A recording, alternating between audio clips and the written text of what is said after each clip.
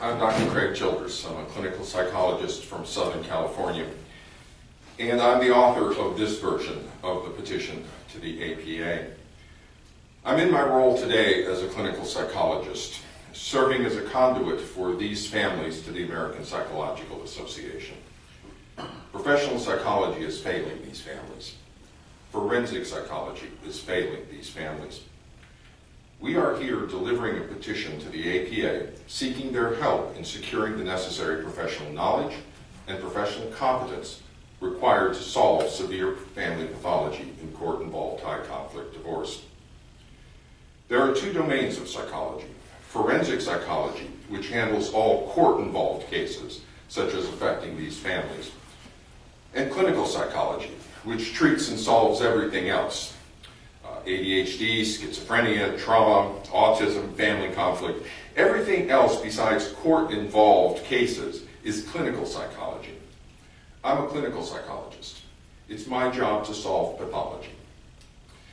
The world of court-involved high-conflict divorce is the world of forensic psychology, and it's a mess. Clinical psychology was banished from court-involved practice many years ago by the forensic psychologists. If a clinical psychologist offers an opinion about child custody or visitation, they'll lose their license. Only forensic psychologists are allowed to discuss custody and visitation issues involving the family, and only after having completed an extensive child custody evaluation costing between $20,000 to $40,000 and taking 6 to 9 months to complete. This places the input of professional psychology to the court surrounding high-conflict divorce beyond the financial capability of most families. And even when a child custody evaluation is completed, the conclusions and recommendations reached are idiosyncratic and arbitrary. Custody evaluators are free to apply, misapply, or not apply any, some, or none of the established constructs of professional psychology.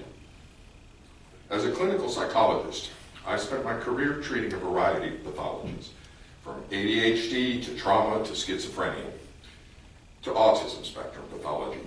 I came to the world of forensic psychology about a decade ago, treating one client. Before entering private practice, I was a clinical director for a childhood assessment and treatment center working with complex developmental trauma in the foster care system.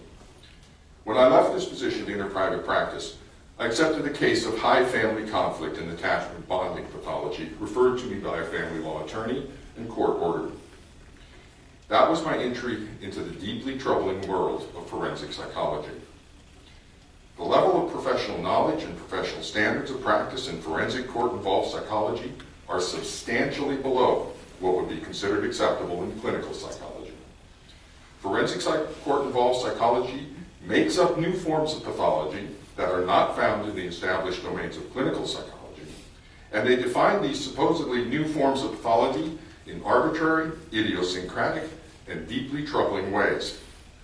Their conclusions, reached by their assessments of family pathology, are not scientifically supported or valid, and they know this.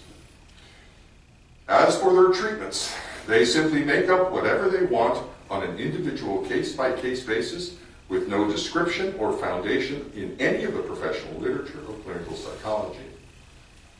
In the world of forensic psychology surrounding high-conflict divorce, the fox has been put in charge of the henhouse, and the critical examination of the professional practices within forensic psychology is desperately needed. The lives of children and families are being irrevocably destroyed by rampant and unchecked professional ignorance and incompetence in forensic psychology regarding the established knowledge-based constructs and principles of professional psychology that serve as the ground foundation of clinical psychology. That is a strong allegation. The petition to the APA makes strong allegations. I can back them up. Professional psychology through the APA needs to take a look at what is occurring in forensic psychology surrounding high-conflict divorce and child custody. It is deeply troubling. I'll have more to say about this in a few minutes. But first I want to introduce a man who knows the pathology better than most. Rod McCall had his life devastated when he lost his son to the pathology. I wish I could say his experience was unique. It's not. While his experience was at the extremes for the pathology he endured and its ultimate result is also not surprising. The experience of Rod McCall is entirely consistent with the clinical psychology understanding for the pathology. So it is my great privilege and pleasure to introduce Rod McCall to speak to you of his son and the pathology.